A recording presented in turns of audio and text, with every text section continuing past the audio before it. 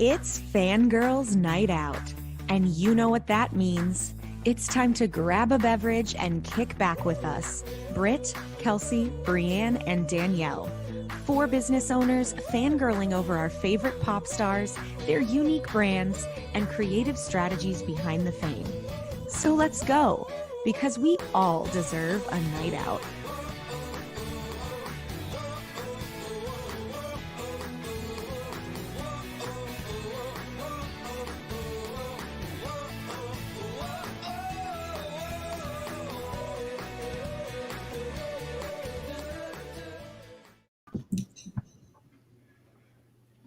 Where's Danielle? Danielle, where are you? Oh man, she has the best outfit tonight. I know she does. Danielle? Well, she's frozen at the bottom. She was just here, we swear. Yeah. We didn't get rid of her. There she is. Did she leave the group? Like, oh, there she is. Huh. You scared us. We thought we disbanded for a sec. I know. I had a message. It was like, unplug your router. And I'm like, I don't think that will help. Okay. Great. Good start. Yeah. Don't leave the group. We missed you. Please don't. I'm here. All right. Well, it is Thursday night again. I'm so excited that we're back together. It feels like it's been a while. Welcome anyone watching live or watching the replay. We're so glad that you're here. Back together. Mm-hmm. For any of you guys that are new around here, our intentions with this show is drama-free. Save the drama for your mama. Very judgment-free zone. We just come here to nerd out and relax. It's all about intersecting our two loves. Us, the 4 of us being business owners, we love talking like marketing strategy and nerdy stuff like that, but we also love our fangirl lives, and especially the Backstreet Boys. And so that's a lot of what we talk about, but we like to kind of find that fun intersection between fangirling and nerding out on business stuff. So today we're super excited because we have a really special guest who we are going to learn a lot from. We cannot wait to just ask her all the questions. But first, let's do our typical kind of quick intros for those of you who don't know us yet. We'll just each say who we are, but also for a fun icebreaker, since our guest today is getting her Ph.D. in arguably one of the coolest areas of study, we're each going to share which significantly less cool area of study we each majored in college or whatever whatever we did. So I'm Kelsey. I am business partners with Britt. We own a brand and website design studio for photographers. And I majored in marketing, and it was like really high level marketing because my school didn't have anything more specific than that. So, kind of blah. Especially compared to what we got going on today. Oh, yeah. Awesome. Who else? I'm Danielle, and I have a BFA in 3D fine arts with a concentration in fibers. What? I did not know this about you. Extremely obscure. It's basically a fine arts degree in 3D fine arts with a concentration in soft materials like yarn, thread, textiles. What? That's It makes sense because of your Etsy shop, but I did not know that that's such a specific major. I love it. Yeah. Yes, very, very obscure. Wow. Love it. Fantastic. Now you're the merch queen too. You can like make your own merch over there with that degree. Make your own onesie. Did you stitch that onesie yourself? Yeah. No, I purchased this. I'm sure it was made in China, which is anti like everything I stand for, but it's fine. I could come in and like embroider a little like hat or something, or like do it. Little flower crowns. Yeah.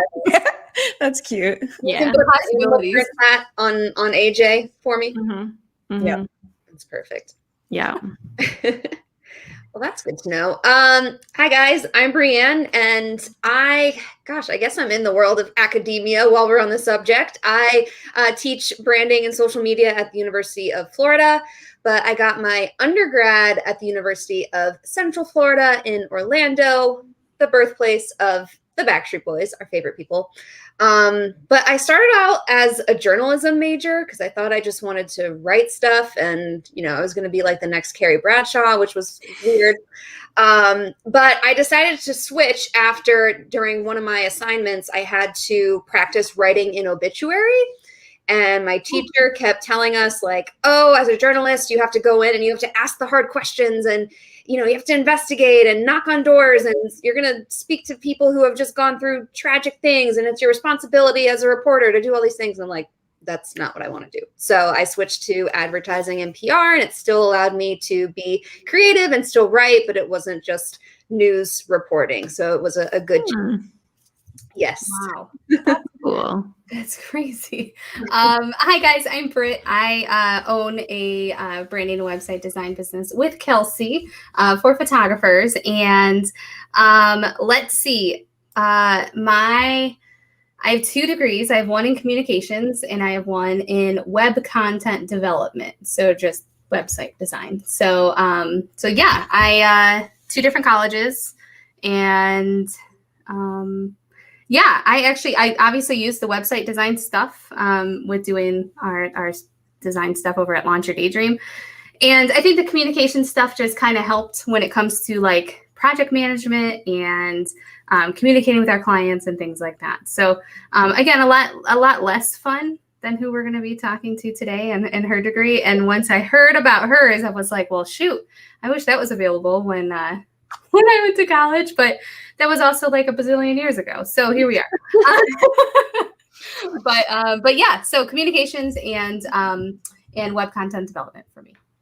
Cool. Very cool. I did take history of rock music as an elective my last semester of college. It was just like, my last like few credits that I needed. And they did talk about Britney Spears in my textbook. So That's so cool.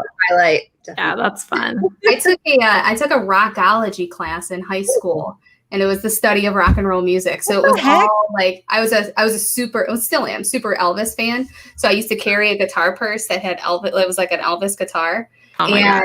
Yeah, it's crazy. And my room was all it had Elvis borders and then like Backstreet Boys in between.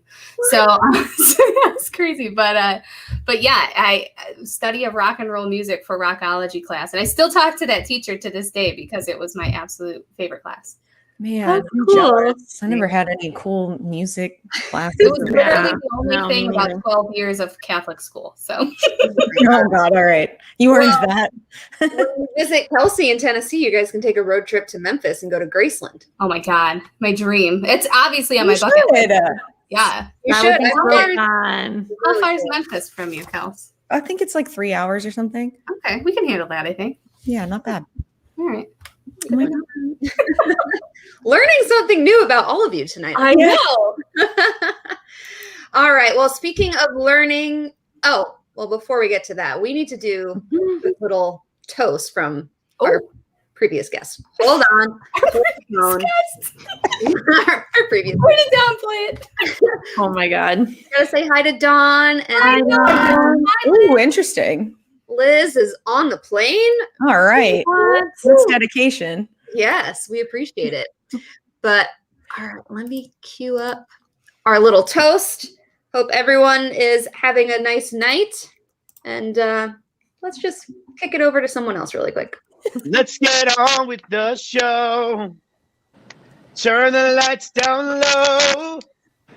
And this is Fangirls Night Out. Oh my God. How is Cheers to that, man. Absolutely Yeah. perfect. Love it. BFF AJ. Yes. amazing? So Simply iconic. Wow. Whew. Unbelievable. I love I it. still can't get over that. I know. AJ and Backstreet News. Let's kick it over to Danielle, who's going to do our quick roundtable before we introduce our special guest. Yeah, so as everyone probably already knows, it's a little slow out there, but that's okay. Nicholas, that we all know and love, has been keeping us up to date on things, even when he's not supposed to, apparently. But he shared some behind the scenes from their Christmas album recording. Although so did AJ, and it was really cute on TikTok. He posted the like big head. Yeah. And, of particular interest to me in the big head TikTok was how concerned Howie was. So if anybody wants to check that out, I thought that was particularly notable. Nick only posted 2 like still images, one of him recording and one of song lyrics to Silent Night, I think. And I don't know, that wasn't really like giving anything away, but apparently it caused a lot of drama.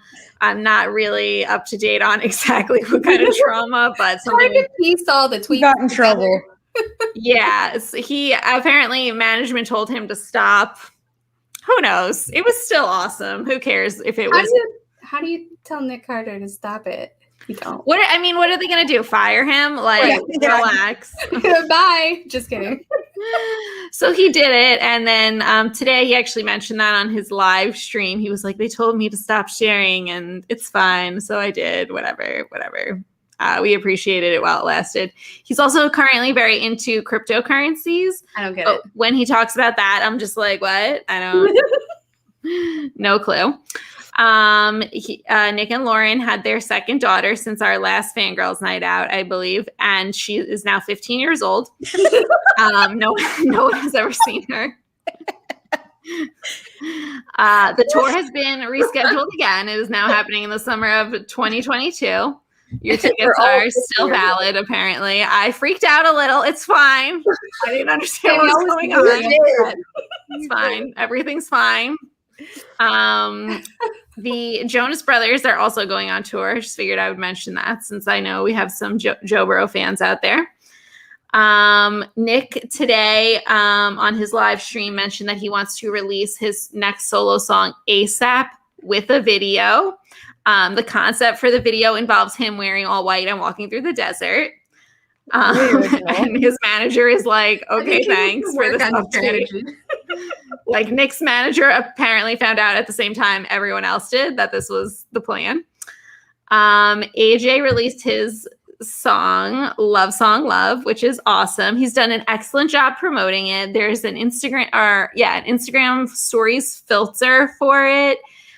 He's really done a good job promoting it. Better, I would say, than Nick did promoting his most recent solo song. As in, it lasted more than 7 hours. AJ has also been lending his platform to the transgender community, which is very nice. I have not listened to the Pretty Messed Up podcast in quite a while, so I cannot provide any updates there. I tried to ask Nick how Howie is doing specifically on his live stream today. I did not get a response. So petition to hashtag how is Howie trending viral, please. I love that idea. We need to know. And that's pretty much all I have today. Great job, Danielle. That was amazing. What a well-rounded round table. I feel like this Hashtag is how is Howie. the best news podcast. You remember on like TRL when they would go to like the MTV News people? I feel like that was Danielle just now. Yes. What's his name? Kurt something. Kurt something. Fusion Talk. Oh yeah. Oh, I love her. That I would totally be like a VJ reporter from the streets. Yes. Oh, yeah. There was a John. Wasn't there a John? He had like a very skinny head.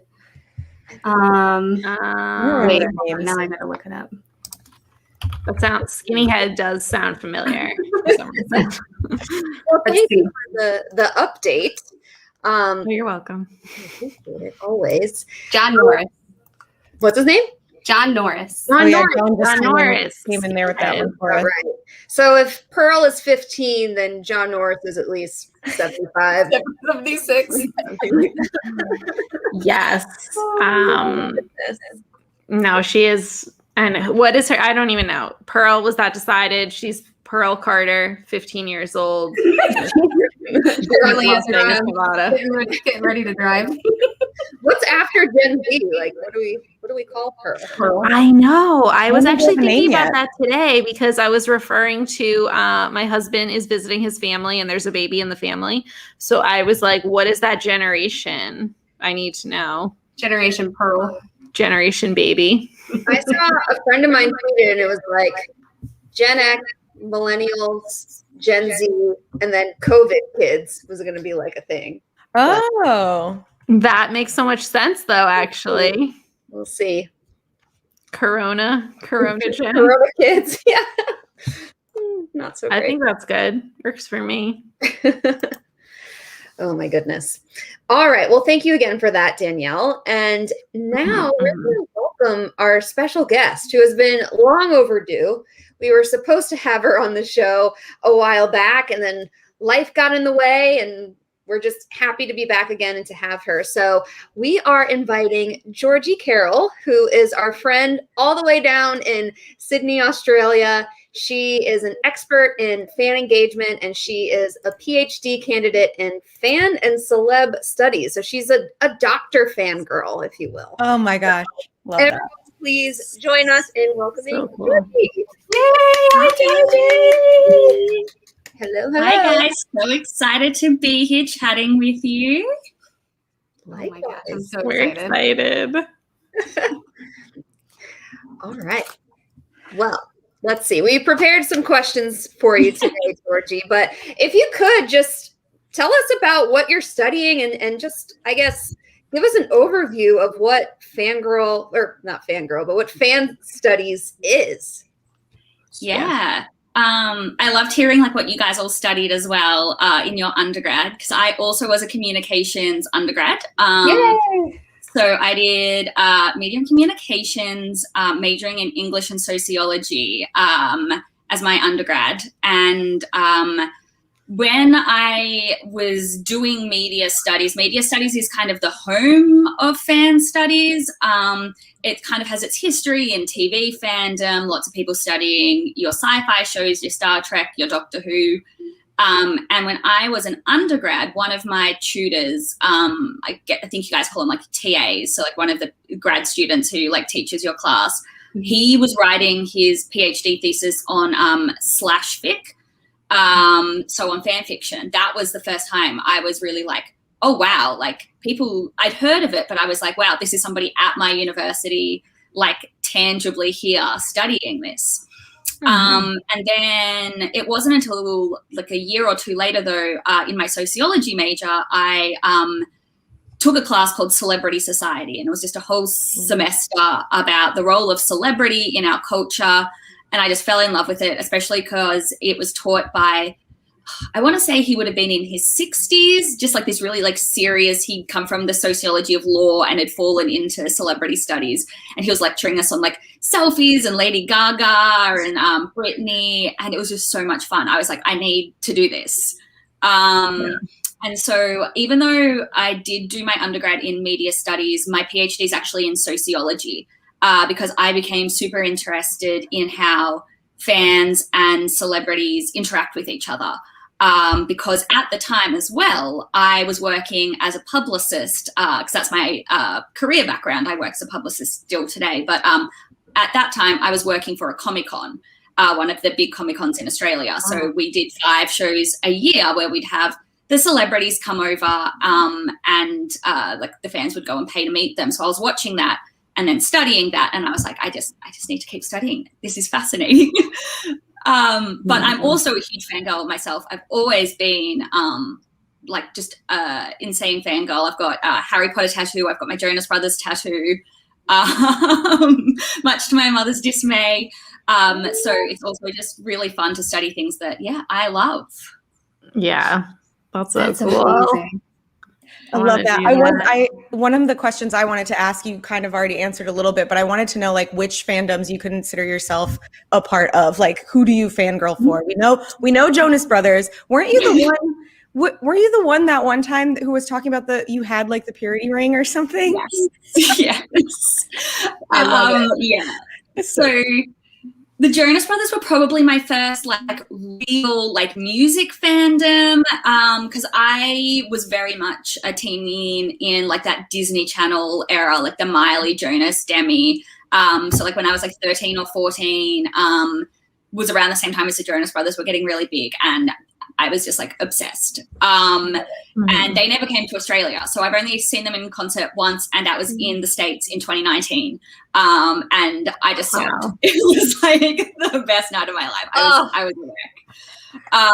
That's so fun. Yeah, so the Jonas Brothers are like my long time music fandom. And then One Direction was kind of the evolution to that. I love them so much. I was going to wear I've got a Harry tour shirt from a few years ago, but it's really cold here today. So I'm wearing I've got my Niall shirt on today. It's it says I almost went to the Nice to Meet You tour because it got canceled. Oh, that's funny. Oh, I thankfully the One Direction boys have been to Australia a lot more. So I actually saw One Direction, their first ever Australian show in 2012, when they were in like this tiny venue. Oh, it was amazing. And then my best friend and I in 2017 went to the UK to see Harry play his Manchester gig on his solo tour, because that was like his home show. So we were like, we've got to go. Yeah. Oh my God, that's amazing. That's so cool. So yeah, I love my boy bands. I was a bit young for Backstreet Boys when they were like really big, but back before Aaron kind of went off the rails, when I was like quite young, I went through like an Aaron Carter phase. But now that's kind of like, yeah. I saw Aaron Carter in concert, so I get it. Aaron's party era. I have to share that. No, that just reminds me of a fun fact that Aaron Carter came and performed at my college, but it was like, you could tell that he was like getting desperate for shows, because he performed in like this little like banquet room, and was like giving lap dances to students, and like all of this sounds completely accurate. It was very interesting. Oh God, what year was that? I'm trying to. I graduated in 2013, so I think it was probably 2012 or 2013. Oh man, yeah. Oh, poor guy. I'm sorry. Yikes. That's gonna be a no. The Aaron thing is like a rite of passage, I think. Like it's part of being a fangirl. He was right in that kind of Disney, Nickelodeon. I was going to say, he was in that Disney era. Yeah, I liked him back then. Yeah. There were like 2 solid years where that was acceptable for sure. Oh yes. Yeah. Then I was also like, how I kind of got more into the fan studies was I was big in the Tumblr, like Doctor Who, Supernatural, Sherlock, like that British TV kind of 3 or 4 years that everyone was obsessed with everything British. And then weirdly, I'm also very into NHL ice hockey. My weird fandom, and people, I have a big thing about how sports fandom and regular fandom is exactly the same. And like, it's just the patriarchy. But there's this crazy, I shouldn't use the word crazy, but like the ice hockey fandom has like, a huge group of fans who migrated from the One Direction fandom, which is the most random thing in the world. And I have these theories about the like team bonding and the homoeroticism of like forced team bonding of young like 18, 19-year-old men, like X Factor, the NHL draft, like right at that time there was some like big narratives around the players. But the crazy fan fiction world for NHL ice hockey, it's one of the biggest real person fan fiction archive categories outside of music fandom. Like in a lot of ways, it's very similar to more traditional fandoms. My mind is blown. So yeah, it's a bit no of fun. idea. Also, I will be doing homework after this call. Can you said something in your like intro about someone at your school was doing their like PhD in /fic. Oh, yes. Can you just talk about that for like one additional minute, please? Yeah, so /fic just refers to fan fiction that's between two males. Okay. So like back in the day, it got its name in Star Trek fandom because when you write the pairings in fanfic, you write one person's name / another person's name. So when people started writing fic for Kirk and Spock, it was Kirk / Spock. And then it went to K/S and then eventually just /. And so now / just refers to fic about two male characters, and then there's fem /, which is about two female characters. But most fic in most fandoms will be /.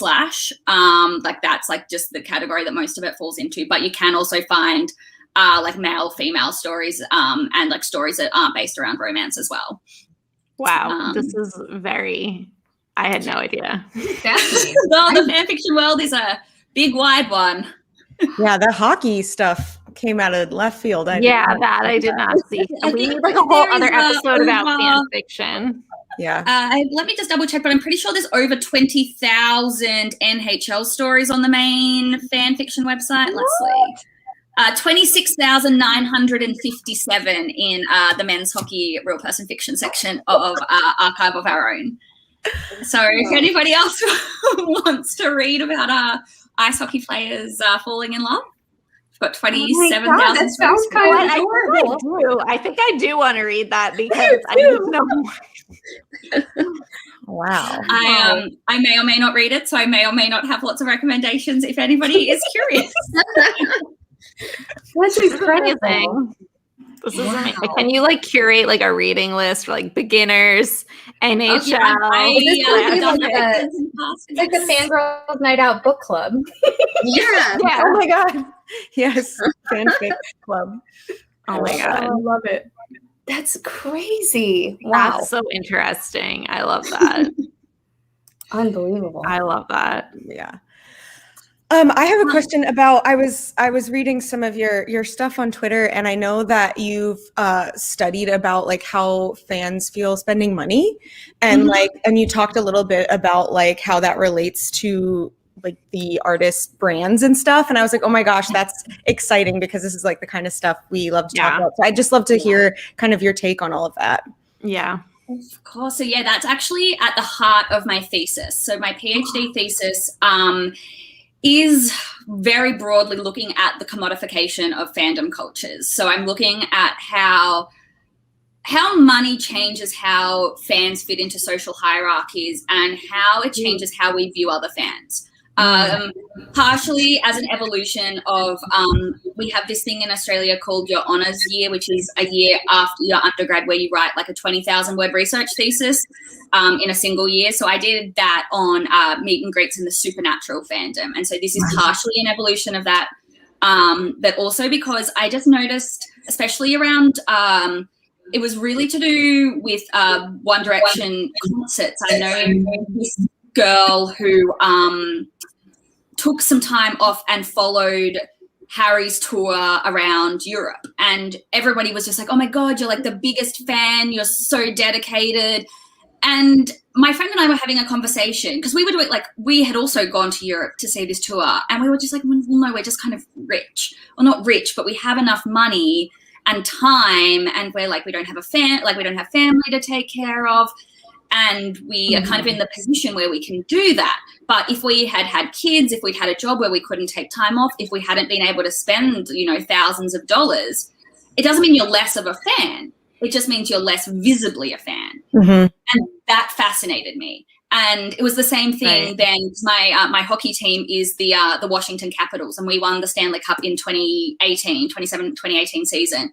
And they'd never won it before, and they were raising the championship banner at the start of the next season, because I obviously couldn't go over for the finals because, I mean, I'm on the other side of the world, and you never know what's going to happen in a final game, so you can't just drop everything and fly.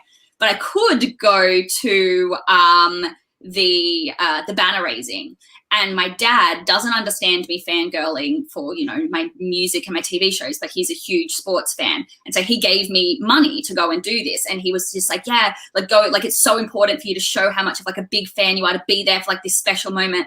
I'm like, no, Dad, like just again kind of shows that I have the money like I'm no more of a fan than anybody else. Like the person who's just watching at home and has never been to a game, like, and has never been to a concert. And so I kind of was like, you know, and I want to, nobody's really looked at this because there's kind of this stigma in fan studies around studying how people spend money. It's a lot about like how people are creative and writing fanfic and fan art, and kind of taking the story for themselves, but nobody really wants to talk about money because it is an awkward kind of conversation sometimes. So as a sociologist, because media studies doesn't really talk about money, so that's why as a sociologist, I wanted to come in and be like, let's talk about class, let's talk about socioeconomic status. I'm looking at how spending kind of impacts how you're perceived, because you know, we all are guilty of it. Like you see somebody who has front row seats or who goes to lots of tours, who buys the meet and greets. And I'm sure you guys know, you've all had your Backstreet Boys meet and greets. Like they're not cheap. Like the fans I study in the supernatural fandom, and because I saw this when I worked at Comic Cons as well, they're spending, you know, $5,000 a weekend to meet the actors from Supernatural for like 30 seconds. And it's really, so I'm studying that, and I've become very interested in looking at how these conversations are had by brands, how they use words like our biggest fans, our most dedicated fans. Do they only use it in reference to like your season ticket holders, your VIP pass holders, the people who are in the top tier of your fan club, and like what that means for the fans that can't do these things and how that makes those fans feel. Wow. Good for you. I mean, that's really noble work. I mean, I feel like you mentioned stigma, you know, to change that stigma. I mean, you could even be, like you mentioned, in the arena, in the stadium, and you still kind of feel that if you're up in the nosebleeds compared to the people who are in the front row. And everyone has different circumstances. I feel like we even see it now with so many tours and things getting rescheduled.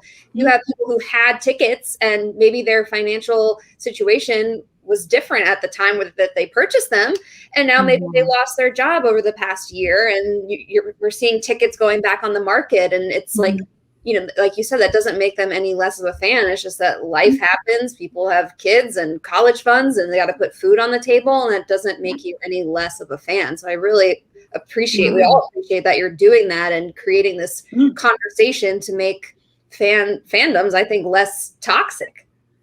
Yeah. You know? That's good. Yeah. I remember when Kelsey and I were in Chicago for a Backstreet Boys show, and we were at like the after party thing that they had going on for Nick and Howie at like 2:00 in the morning. I don't even know how we belong there. We didn't.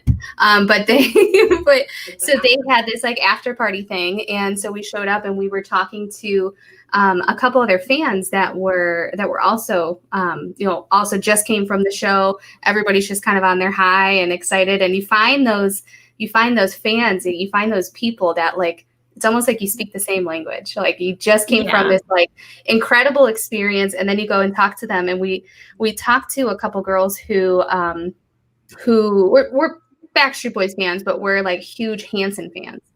And they were like, we go to every single show. We went to like 26 of the last 28 Hanson shows, and we, you know, like all these things, and we're their biggest fans, and we're this and we're this, like very, you know, it was very kind of money driven conversation about that, of like, we always do the meet and greets. They know who we are. We're the most important fans. We never get anything but front row. And I'm like, wow, okay. Like that kind of conversation. I mean, to us, we were like, cool, like good for you, like have fun. But that kind of conversation to the wrong person or to somebody who not be able to do those kinds of things, I can't imagine how that kind of conversation would be perceived, you know?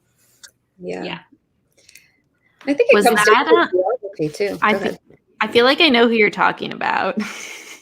Those people that you met. That group. I think I follow them on Instagram. Go for it. I'll text you the names after the show. Yeah, I want to confirm. They were very nice girls. Yeah. They were okay, yeah.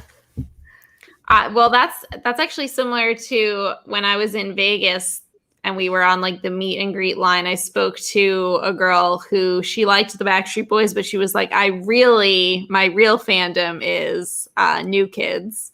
And she was the same way, like did all their, I guess they've done cruises for like years too. Like she's been on all the cruises. Anytime any of them did a solo project, she went to that. Like one of them was on Broadway. She was there like 5 times, like all, like everything. And I mean, she was like spending a decent amount on Backstreet Boys, and she was like, this isn't even really my fandom. Yeah. And I feel like a lot of it is geography based too, because I remember when I went to Vegas, I was in line with this girl who lived in Vegas, and she would just go to shows like once a month if she could, and it would cost. I mean, over time it adds up, obviously, but she didn't have the plane ticket, the hotel, all the other stuff. And I feel like we see that a lot with some of the fans we engage with on Twitter. There's so many fans overseas, and it's just harder to be around the whole world, but that doesn't discredit them as fans, depending on where you live and what you're able to do. Right. Yeah, it's not easy to get on a plane all the time and travel to another country. Another continent. Yes. Yeah, that's very intense. Yeah. Georgie, do you have any specific opinions in regards to like meet and greets in general, or how like those kinds of things are presented? Do you think that those are based on the specific brand of like whoever it is that's like releasing that meet and greet, or like should they charge for the meet and greets, or should it be like an experience? Like what are your thoughts on kind of like meet and greets in general with different artists? Because I know everybody kind of does different things. There's some fans or some bands or artists who do like, hey, this is the VIP experience, this is the absolute top package, but it doesn't include a meet and greet at all, and it's still the same price as something that you could get for meeting all 5 Backstreet Boys, So what do you have any initial thoughts in regards to like meet and greets and how those are presented to fans? I have a lot of thoughts on meet and greets. because of my start in being interested in this came from watching all the meet and greets at Comic-Con. And I've done a lot of them myself, because when I worked for Comic-Con, I got them quite cheap, like, a $200 photo for $10 or whatever. And so sometimes I was a fan of the person, and sometimes I was like, oh, it's just kind of cool, or this person has been nice to me when I've been like touring them to all the interviews and stuff they do, and I want a memento. And they're just awkward all of the time. Like, I've never had a meet and greet where I'm just like, oh, that was wonderful. I never know what to say. You just kind of like, it's a stranger, but you love them, but they don't know you. Yeah. But like, this is very one-sided. That's true. So my research for my thesis, I'm looking at Supernatural again and Taylor Swift, and they do 2 very different models of meet and greet. So Supernatural, they do their conventions where, you can spend, like, they do so many a year, and you can spend, thousands of dollars per convention to meet them. And there's like the whole list of, you can get like your regular ticket and then pay extra to get your photos and your autographs, right through to getting a gold ticket with VIP add-ons, and you get a cocktail party with them. And conventions are like one thing because it's how a lot of them make money. Like, a lot of the actors that were on cult shows and in cult movies in like the 80s and the 90s and the early noughties, that's how they make their living now. They just do like, 30 conventions a year. They're always on the road. And it's like, sometimes it's overpriced, but then like you have the musicians, and it's a bit like Taylor does it in that you get handpicked to meet her. And I have a lot of issues with that, even though it sounds equitable. Like, it's like, oh, nobody has to pay, but it's like you have to be noticed by her, and it's become a popularity contest. And so it still has these issues where it all comes down to your socioeconomic status, because you have to have the time to get the following, to be constantly tweeting about her, to be doing things to be noticed by her. So, if you're a college student or a high school student and you have time on your hands to like devote your entire online life to the hope that her team will notice you, like, that's one thing. But if you love her, but again, you have a family, you have caring responsibilities, you're working full time, you're doing like XYZ, you can't have a life that revolves around Taylor in the hope that she'll notice, she'll notice you, that you'll get like picked. And it's like, you see it even now, and like through COVID, when she released the 2 albums and they do the listening parties and stuff, her marketing team is called Taylor Nation. And like, if you follow them, they'll have like listening parties with like their special hashtags, and the fans go to these crazy lengths to be noticed by them in the hopes that the attention will continue. They make cakes, they like decorate their entire room, they like have themes, they like buy every version of everything and like take the photos to be like, look at me, like we need to be noticed. And it's like, you know, I've loved Taylor since I was like 14, but I like, and like time zones for me. And also, you know, I don't have, not that I would want to have my whole account just be Taylor Swift, but like, I don't have the time to do that and the connections to make that kind of following. And so even though it's free, it's a different sort of problematic. And at the end of the day, though, the problem is, and it's what it always comes down to with meet and greets, and what these conversations are always going to come down to, is it's supply and demand. Yeah. And so you can't, like, you could do like lotteries and you could do all these different things, but people are always going to find a way to complain. But I remember a few years ago, it's one of my favorite tweets, Matty Healy from the 1975 went on this crazy rant on Twitter about meet and greets. And he was like, you know, why do we charge? Like, why have we turned human beings into like a commodification? You either want to meet your fans or don't charge them to say hello to you. And it was great. And everybody, I was just like, I've used it in all my like conference presentations since then. I'm like, yeah, look at this rant. Go off, Maddie. But it's just like, I always say to people, it's like when at a convention and stuff, but like in any kind of thing, you know, you pay and then you get your token and you're separated from that payment. It's like, it would be so different if you had to like walk up to the Backstreet Boys and give them like hundreds of dollars before they would say hello to you. Like we would all think about that. Right. Wow, I never even thought of it that way. That's a good point of like, they do kind of shuttle you through into like an exclusive, like every meet and greet nowadays is like, you get an exclusive entrance, a VIP entrance, and you get high priority this, or, you know, first quality and a lounge with snacks. I feel so used now. Every time they say, I'll give you an example. So Louis Tomlinson just sold all of his tickets, like freaking crazy. And so I told my husband, I said, I really want to get this like $100 upgrade kind of thing. And it doesn't even mean you meet him. It's just like this upgrade where it's like, you get like an exclusive lounge and a private bar and like this, that, and the other thing. And it also said like a lounge with snacks. And I was like, I want the lounge with snacks. He's like, you're going to pay $100 to not even meet him, but to get a bag of Cheetos. Maybe I will. It is always shitty snacks too. Oh yeah, it is. They make it sound so luxury, but then you get there and it's like, little bags of crackers or something. Yeah. And so I'm like, well, I mean, probably. I'm probably going to do it because they got me, but then his tickets sold out. And so that was the end of that story. But, but yeah, I feel like some of, like, I've never really thought about the meet and greets that way, but like totally follow. But in terms of like Taylor Swift, I think a lot of her merch stuff is kind of like money grabby. I don't know how like deep you've gone into that, but like for a while there, it was like new collection every week, limited edition. Like you just paid like a stupid amount to have it shipped to you. Now you got to come back, pay a stupid amount to have it shipped to you again. There's like 6 different versions of that, like that whole like 6 different covers with the that's crazy special book and whatever. I'm like, this is ridiculous. Like if you wanted, individually they weren't that expensive. Like they were the going rate for like a CD or whatever, but like everybody wanted to collect all 6 or whatever, right? Yeah.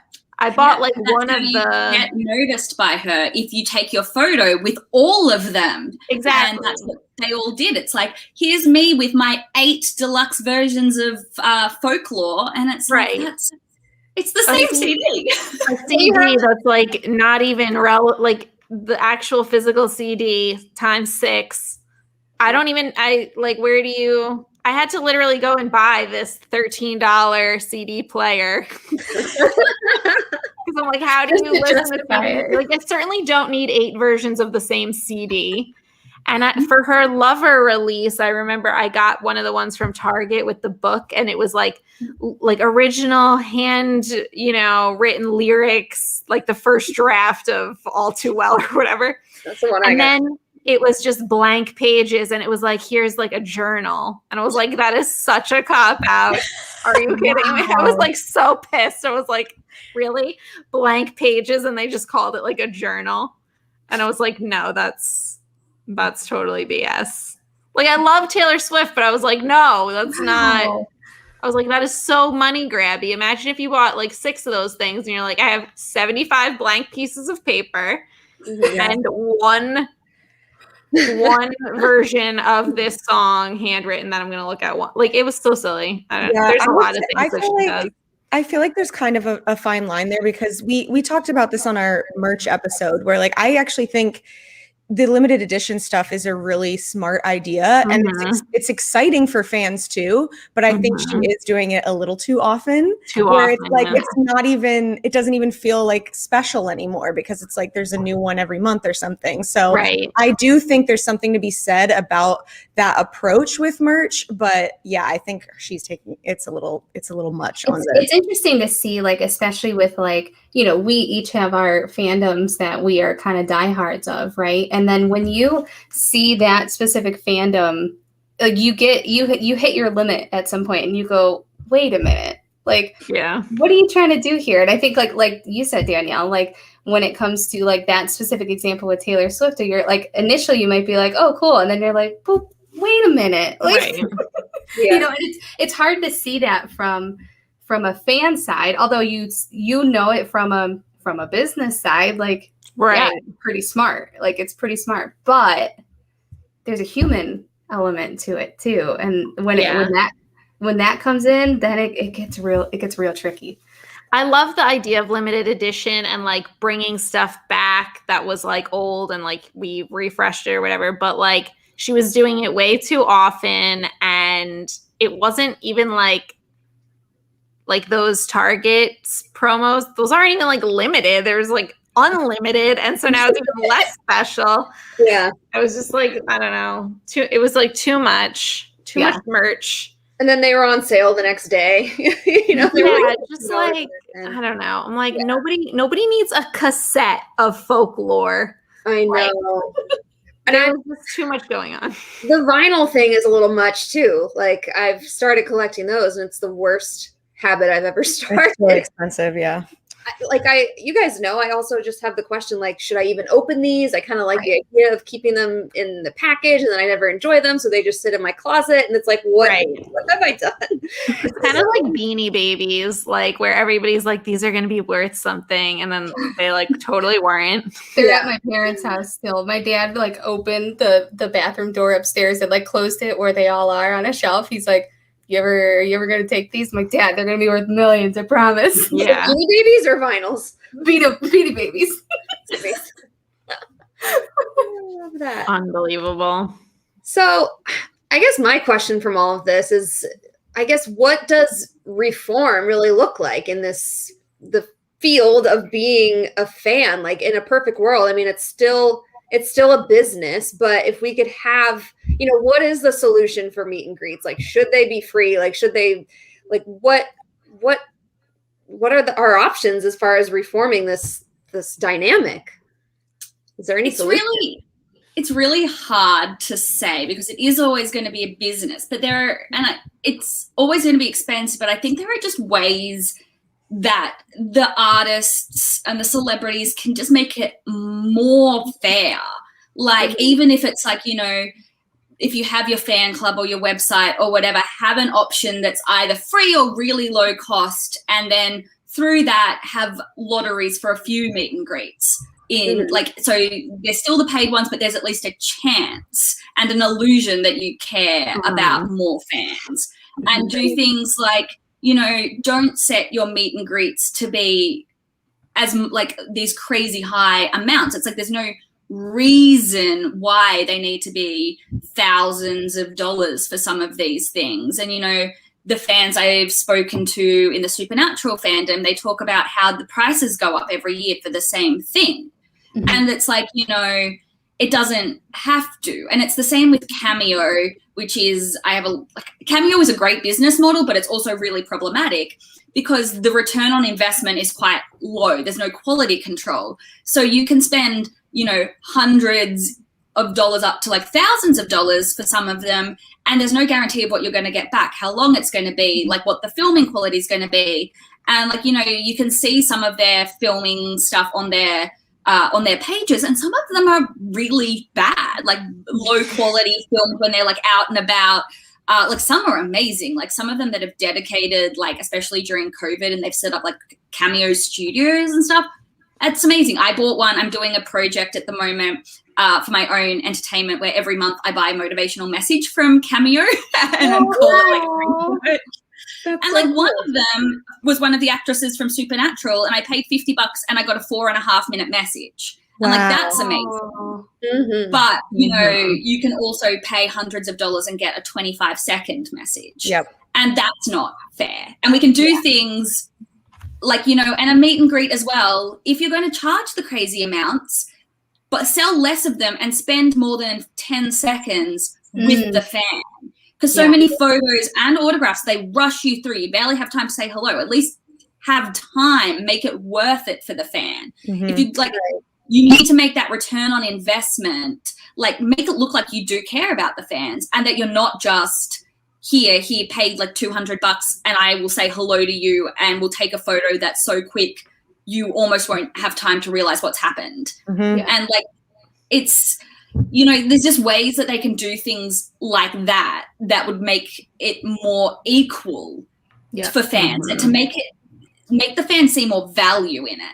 I'd be much more likely to spend, like, because, I spend a lot of my fandom, and I'd be much more likely to buy more meet and greets, though, if I knew, like, oh, I'll get a chance, like, not that I would know what to say to them. My mind always goes blank, and I'm just like, I'm the most awkward person in the world. But, like, it's more about showing the fans that the fans are more than a dollar sign, because that's how it feels a lot of the time in this. Yes. And it's like, that's what annoys me about Cameo as well, just going back to that. Whenever you see interviews with their CEO, he talks about how it's a way for the celebrities to make money rather than as a way for the fans to connect with and engage. And I'm just like, you're looking at this all wrong. Like, yeah. Wow. Yeah. I mean, I remember when the Backstreet Boys, and I know other bands have done it as well. I think O-Town did it, maybe Hanson too, where their, you know, sort of VIP meet and greet kind of thing was like doing, like inviting the fans to sound check. So they would have like a thing where it was like, you know, 20, 25 minutes. It was a sound check. It was Q&A kind of thing. So it was more of that engagement versus that like, hey, hi, how are you? Take a picture, see you, bye. And, you know, so it is an experience. And although we would all we all say that our, you know, let's say, for example, like our Backstreet Boys meet and greets in Vegas, like, yes, it was an experience, sure. But in the actual definition of like an experience all the way through, right? Like I would have more to say about like an acoustic kind of thing or some sort of sound check kind of thing before the show where I could definitely speak more to it than to something that was literally, you know, you feel like you blink and you're done, right? Yeah. And so, I would love to see more of that. I don't know, that kind of engagement with the meet and greet of like an actual experience that fans can walk away from and be like, yes, I felt really special throughout that process, not just like a number or a dollar sign. Yeah.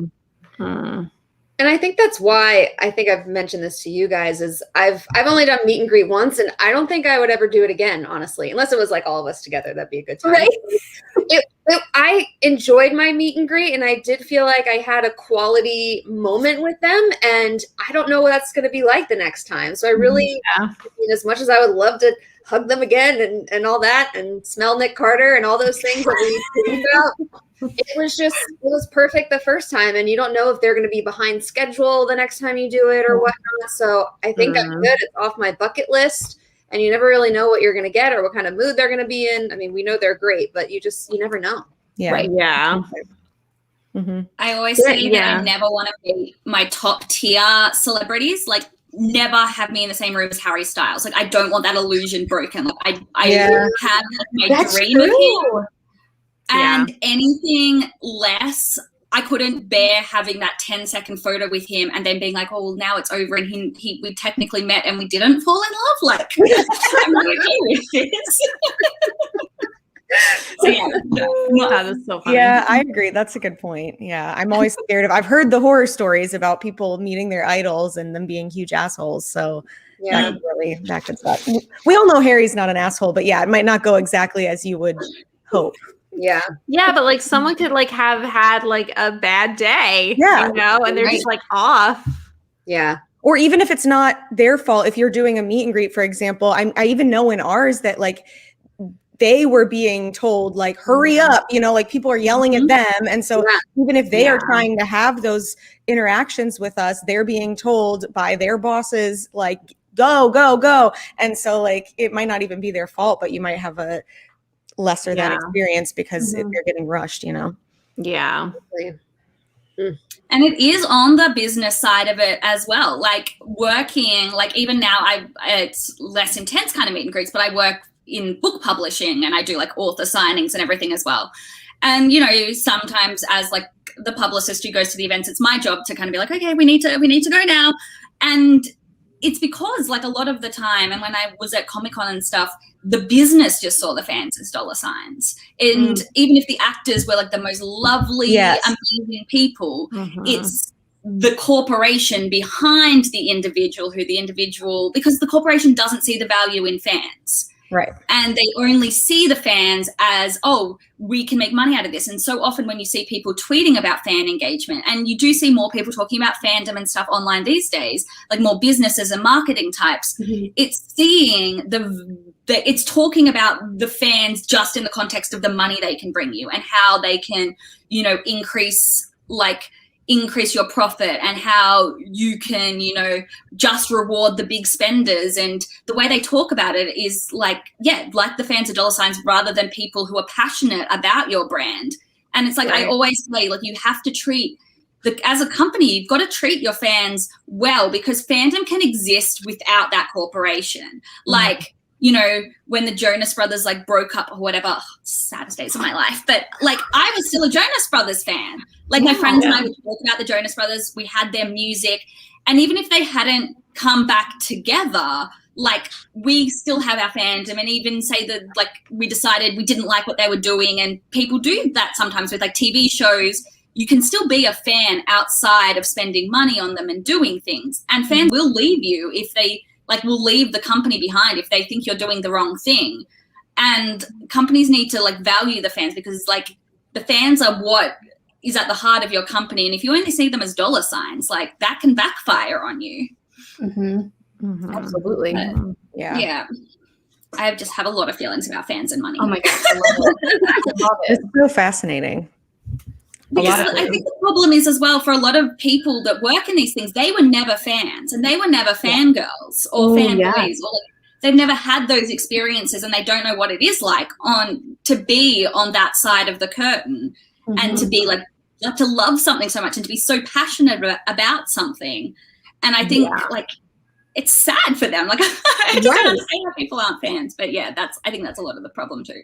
I think we talked about this a couple of times, specifically, I think in the merch episode we did, of like how valuable it would be for these artists and fans or artists and musicians and people who have those dedicated fandoms before these bigger marketing initiatives happen, or before these, you know, whether it's meet and greet experience or whether it's new merch that's going out or some sort of like marketing initiative, right?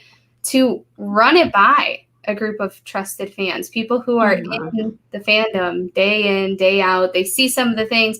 Maybe they're not as vocal in some of the things, at least, you know, like maybe on Twitter or anything like that, but kind of behind the scenes of just observing and seeing how fellow fans respond to things and how they respond to things as well. Like, I think that kind of feedback can be so valuable in kind of like a beta test of sorts of like, hey, if we were to launch this thing in this specific way, what do you think? How would that be received? And sometimes I think when that happens, they're probably pretty blindsided of like, oh, I had no idea it would have been perceived that way. And it's like, yeah, because you're not in the fandom. Like, you don't get it. You're not in, like, you don't, you don't speak that kind of fandom language. Yeah. And I would say even more so, like, starting to intentionally hire people who have fandom experience within your, corporation.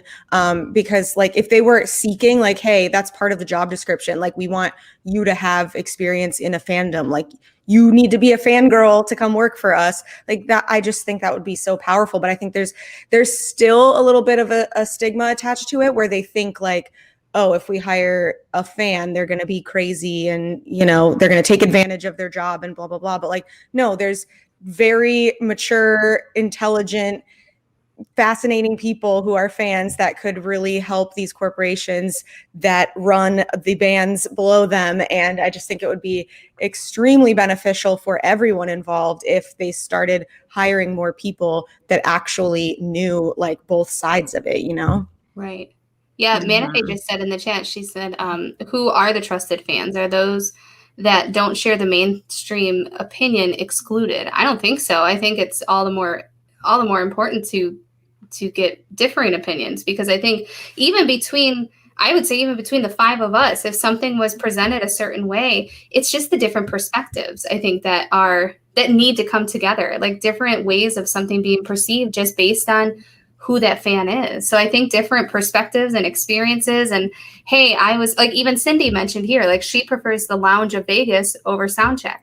Well, I can't even, to be honest, I say that I would probably prefer Soundcheck. I never went to a soundcheck. So maybe I wouldn't. Like, maybe, so from that perspective, Cindy would have a different opinion than I would have, because she has the experience of both, right? So I think those kinds of things being brought into consideration, just different perspectives and experiences, I think would make a huge difference, especially for these VIP kind of experiences that do often carry a price tag. And I think that's why it's important as well. A lot of like, you hear stories of a lot of celebrities and stuff, and like companies, like gaming companies and stuff, relying on like a select tier of fans who might, like, have streamed the most on Spotify and like they rely on them. But it's like, no, you've got to do like proper market testing and like survey and focus group and interview a whole range, like from the people who maybe die hard but like only listen and can't go to concerts, who can't afford a meet and greet, what they want to see, through to your top tier who are at every concert and by name just because they're there. Like, if you're not getting that full range, you're not representing your fandom. You're only speaking to the top tier. You're only ever representing the top tier, and that's not the reality for most of your fans. And that's the trap I think a lot of companies fall into. They're like, oh, if we just speak to this person who's streaming the most or who has the most followers, who runs the fan group, we'll understand what the fandom wants. But it's like, no, you can't just talk to the elites. That's not how marketing works. Right. Yep. Oh, I love this.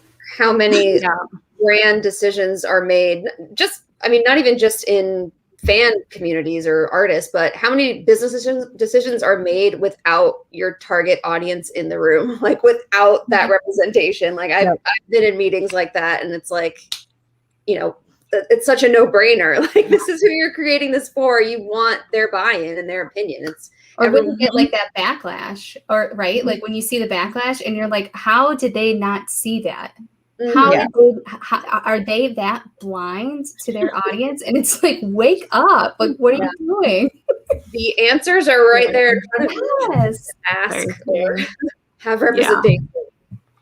Well, and who better to like ask those questions to? Like, the people who are passionate, like they're the diehards, they're the fangirls, they're those people that like genuinely would love their opinion to be asked, right? And until it is, unfortunately, some of these pricier decisions will be made that may not work out the best.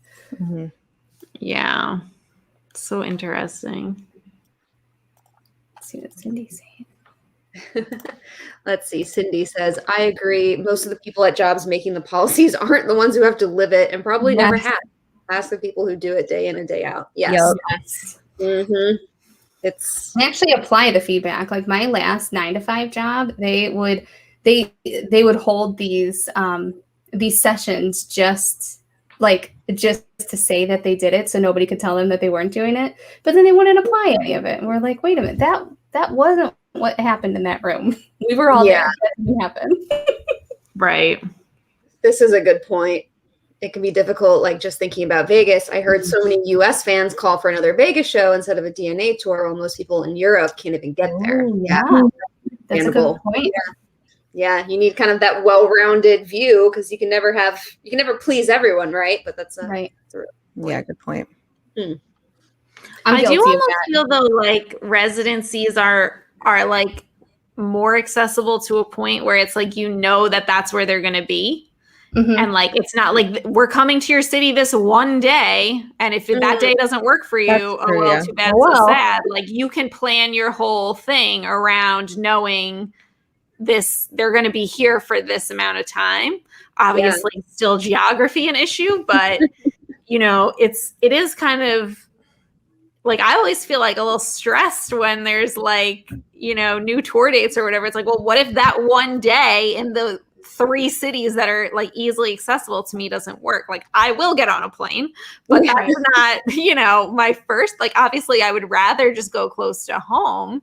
Right. But yeah, it's, you know, to an extent, like a residency does give people almost more options if they're willing to travel. Right. That's a really good point. Georgie, do they have anything like that local to where you are, of like any sort of like residency kind of thing? I feel like in the States, it's like Vegas is obviously the big one.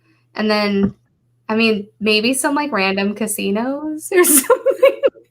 I actually can't think of where else that exists. Mm-hmm. Yeah. No, like sometimes you'll have really big international artists do like a really long concert series in a city. Like Pink is notorious for it. For some reason, Australians like love Pink. So she'll do like 2-week-long concert runs in each city because like they just keep adding dates. But like there's no kind of like long thing. We're lucky if artists come to more than Sydney and Melbourne, which is like okay for me because I live in Sydney.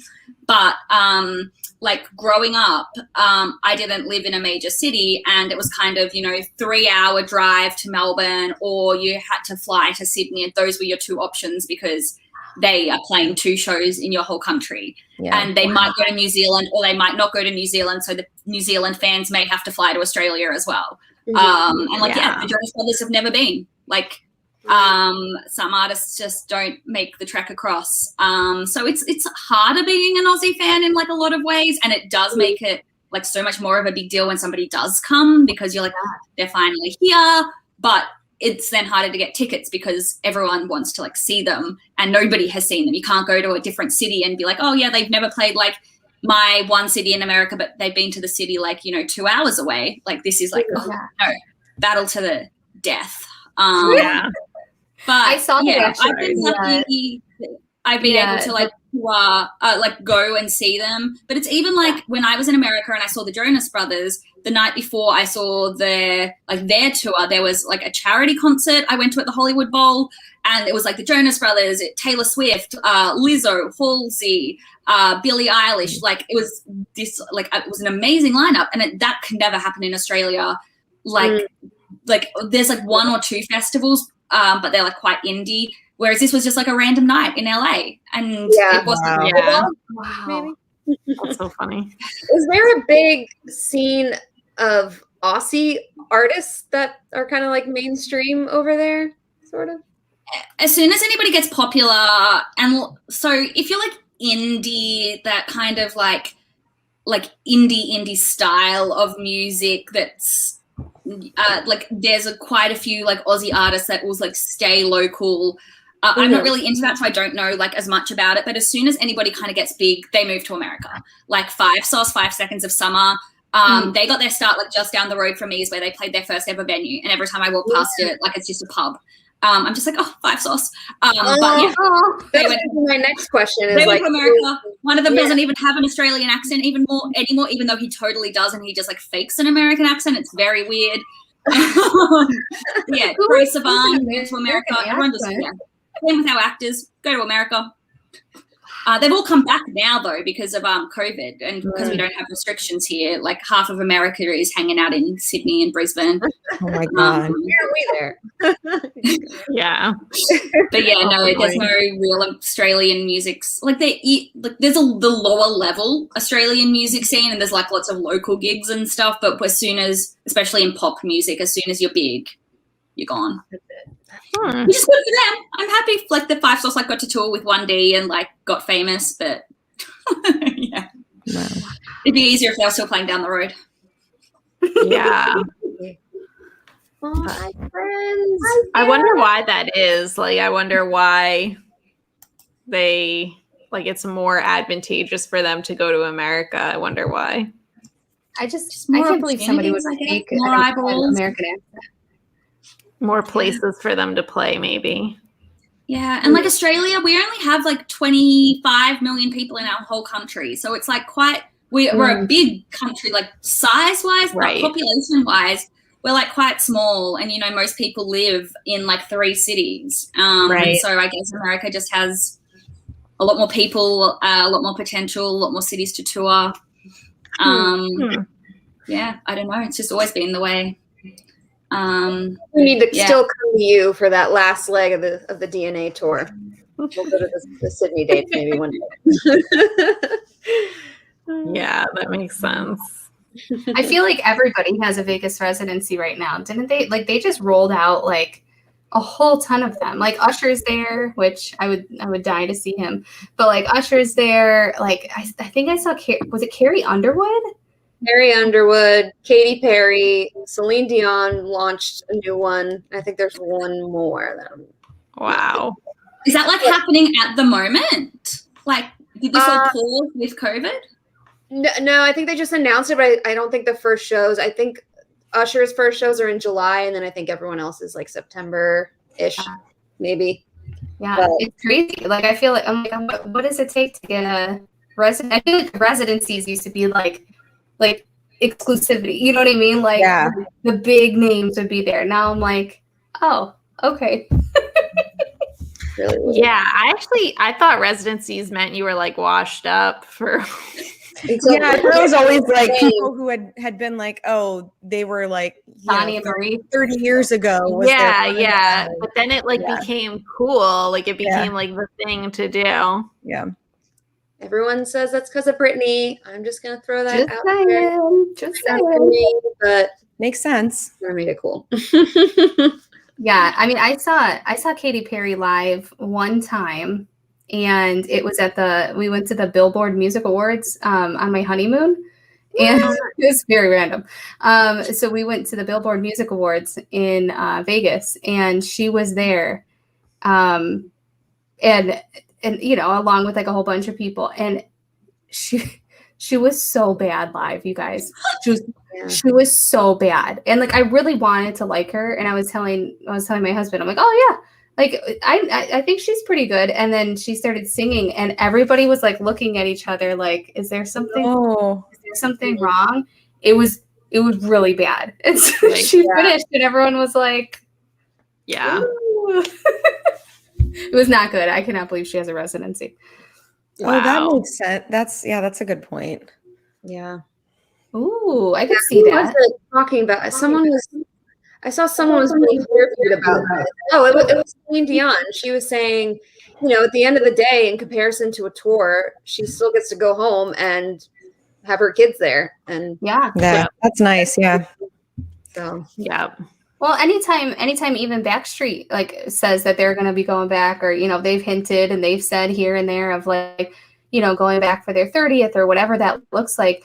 They've hinted to the fact that like it's just like we're gonna go there and we're just gonna kind of chill there for a while, So it's like I bet it's kind of the same thing of like, hey, if they can. I mean, look, Nick moved to there for God's sakes, but just kind of that like go there, stay there, and like be there with their families and still be able to be paid for shows, and you don't have to do a show every day. You do it maybe 2-3 times a week, Yeah. Cindy says, I saw Fergie at a Christmas show with BSB and NYC, and she was horrible live. I've heard that about her. Yeah. Yeah. her national anthem performance, I was like, Oh, all yeah. I ever needed to see of Fergie. Poor Fern. Oh my gosh. Well, this was Terrifying. really insightful, fascinating, interesting. I didn't even know Taylor Swift does that. I know she like gamifies her tickets and stuff, but I didn't know meet and greets were like handpicked and all of that. So I definitely learned a lot of stuff. I learned a lot, yes. I'm gonna go brush up on my NHL fan. Yeah. Yes. Georgie, I expect those Yeah, recommendations. I need like a beginner's reading list for like Slash or like really any fan fiction or any like a start here and work your way into NHL. Some of them are Slash. amazing. Some of them are hundreds of thousands of words. And like as someone writing an 80,000 word thesis, which I know isn't fiction, but that's a lot of words and they just do it for free. It's just like, oh, I love it. I loved it. I love it. Wow. Just novel. Trying out novel. Well, thank you so much, Georgie. I know it's Yes, thank it's you. already Friday there, so we appreciate it. You. Yes, I thank love you. chatting to you guys. It's so fun. Oh, It was. I love it. Thank I you, love it. Georgie. Yeah, maybe we'll have you back then, because I know there's always cool things going on in the fan world, and I feel like we just scratched the surface tonight. So when do you graduate? When are you done? What's next? Final deadline is February. We'll see if I meet that deadline. Okay. And then who knows what's next? Figuring out what because I've been I've never left university. So this is my 9th year. I went straight in from undergrad because we don't have to do masters here. Oh, wow. So yeah, figuring out what life is like as a not full-time student. Wow. Liberating. Yeah. They're like, this might be a stupid question, Georgie, so bear with me if it is. What is like your dream job after all of this? Like, where do you envision like your career? This like changes a lot, but I would love to work in fan engagement. Mm-hmm. Most of the jobs that exist in that sphere at the moment are with sports teams. But the problem is most of them aren't in Australia. Like most of the jobs that I would love to have are overseas. So COVID has kind of changed my thinking around a lot of it and what would be possible. And also because anything to do with fans is generally like the first kind of job to go. Sure. Yeah, like fan engagement, like research, like qualitative research, working for a company like Cameo, all those kinds of things where I can use like, I've been a publicist for 6 or 7 years now, working like in event spaces and with like various forms of meet and greets through that. So kind of combining that career experience with my research in some way.